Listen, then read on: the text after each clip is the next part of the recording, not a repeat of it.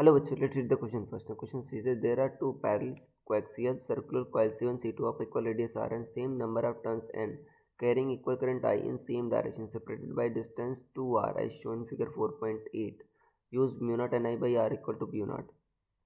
In the above question, if charge q is moving with speed v perpendicular to axis of two coils, then force experienced by it is b naught qv by 4 root 2, b naught qv by 2 root 2, b naught qv d is 0.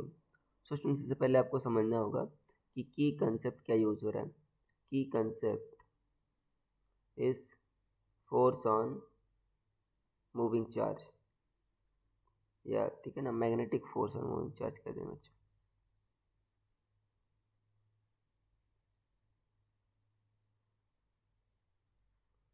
Magnetic force on moving charge.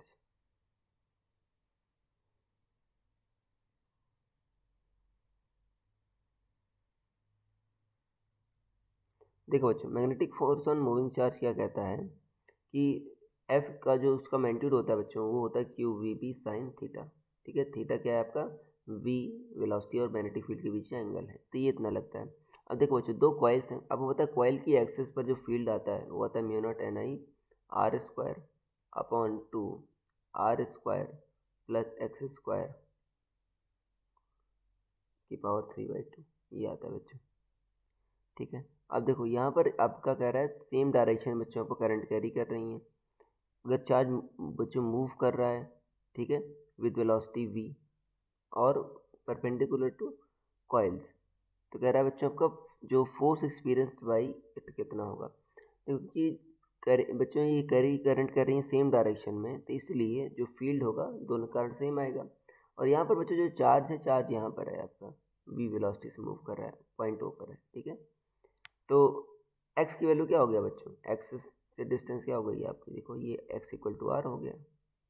तो यहाँ पर आप r रख दो तो B net बच्चों देखो 2b आ जाएगा, क्योंकि दोनों करंट सेम आ जाएगा. तो 2 से मल्टीप्लाई करो, नीचे वाला 2 बच्चों कैंसिल आउट हो जाएगा. Mu naught N I R square upon R square X क्या है बच्चों आपका R square plus R square to the power 3/2. तो कितना आ जाएगा बच्चों, mu naught N I R square upon 2r³ आ जाएगा. देखो ये आ जाएगा. तो नीचे बच्चों देखो ऊपर आर स्क्वायर है, नीचे क्या है r³ है. तो क्या बचेगा, नीचे r बचेगा एक. सर यहाँ पर 2 भी कैंसिल आउट हो जाएगा. तो ये बी नेट आया बच्चों. और देखो ये बी नेट बच्चों आपका एक्सिस के अलॉन्ग होता है, और ये जो वेलोसिटी बच्चों एक्सिस के परपेंडिकुलर है, मतलब थीटा कितना है यहाँ पर आपका 90 डिग्री है. और ये बच्चों कितना आ गया आपका, सॉरी यहाँ पर 2√2 आएगा ना, r³ है ना बच्चों, तो 2√2 ही आएगा. यहाँ पर 2r³ आएगा ना, तो यहाँ पर 2√2 आएगा. ओके, ये इतना आ गया. अब थीटा क्या बच्चों 90 डिग्री है. तो इस केस में क्या होगा आपका, जो बी नेट आएगा बच्चों,